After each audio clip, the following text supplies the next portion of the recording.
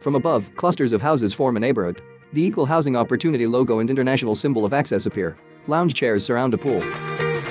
The sign out front reads, Cottages of Lindsey Place. The stone building has a sign that reads, now leasing. In the lobby, 4 armchairs surround a coffee table. The screen hangs in a meeting room. Ceiling fans spin in a gym. Weights rest in racks. Treadmills line a wall.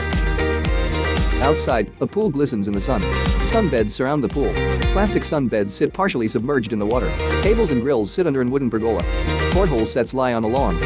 We rise up over the pool, grill area, and lawn. Sidewalks curve past front doors.